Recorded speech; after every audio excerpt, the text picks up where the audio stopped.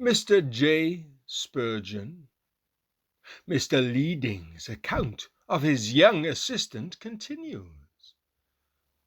After a few months' residence with me, he began preaching in 2 or 3 villages near Cambridge. He became popular among his hearers and extended his circuit until he excited much interest among the dissenters of Cambridge, some of whom, members of St. Andrew's Street Baptist Church, once the scene of Reverend Robert Hall's labours, proposed to send him to a dissenting college.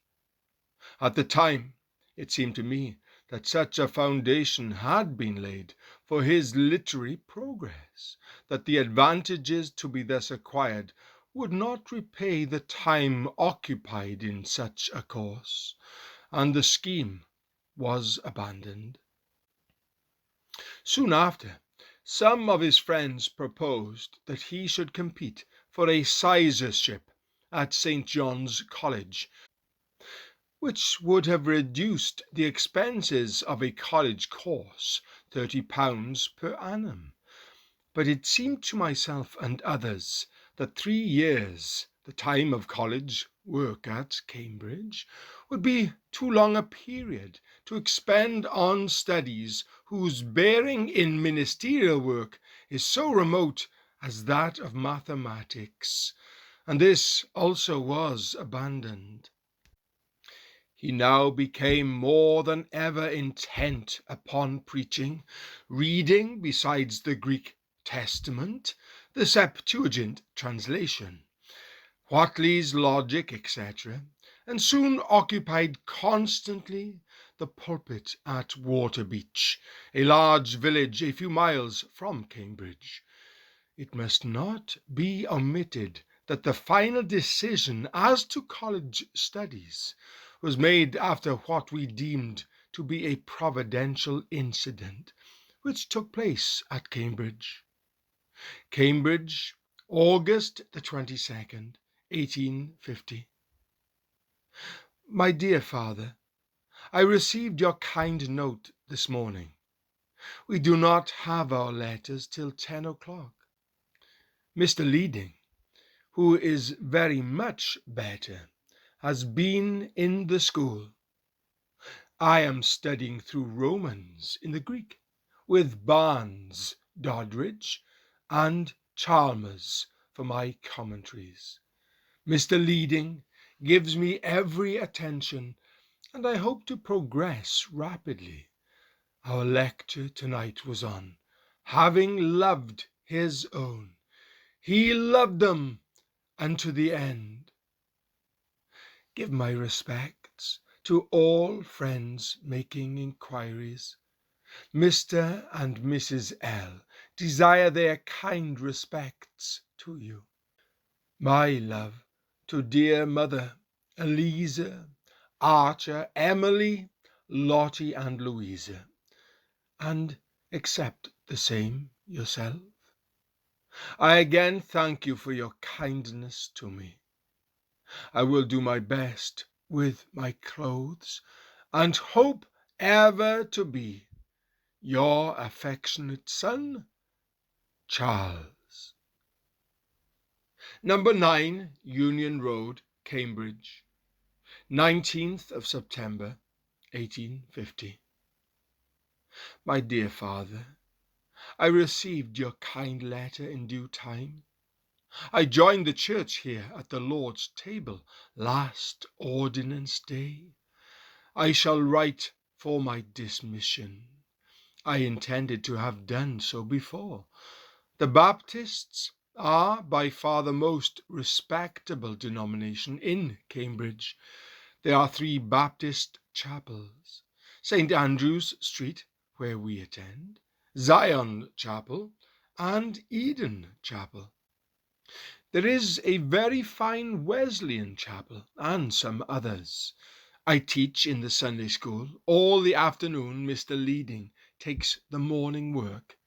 Last Sabbath we had a funeral sermon from Hebrews chapter 6 verse 11 and 12.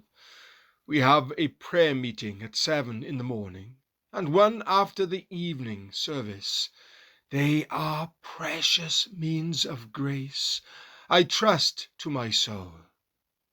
How soon would the lamps go out, did not our mighty Lord supply fresh oil, and if it were not for his unshaken promise to supply our need out of the fullness of his grace, poor indeed should we be. Yes, where Jesus comes, he comes to reign. How I wish he would reign more in my heart.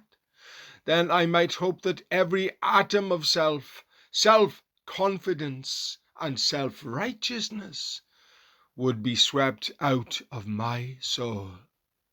I am sure I long for the time when all evil afflictions, corrupt desires, and rebellious doubting thoughts shall be overcome and completely crushed beneath the Prince's feet, and my whole soul be made pure and holy.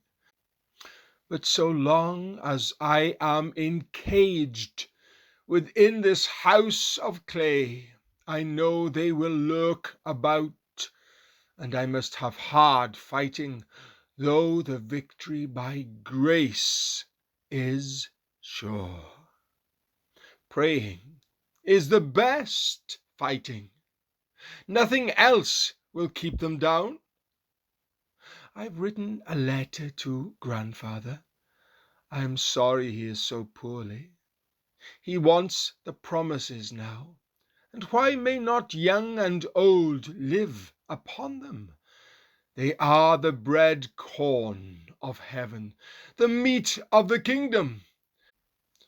And who that has once tasted them will turn to eat husks without any sweetness and comfort in them? God's power will keep all his children, while he says to them, "How shall ye, who are dead to sin, live any longer therein?"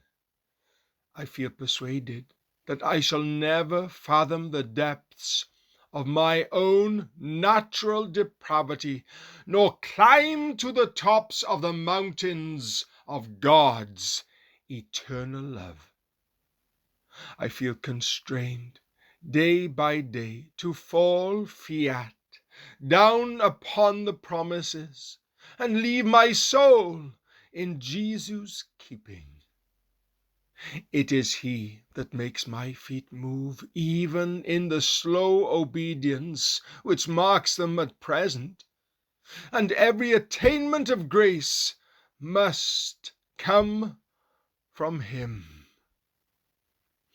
I would go forth by prayer, like the Israelites, to gather up this heavenly manna and live upon free grace.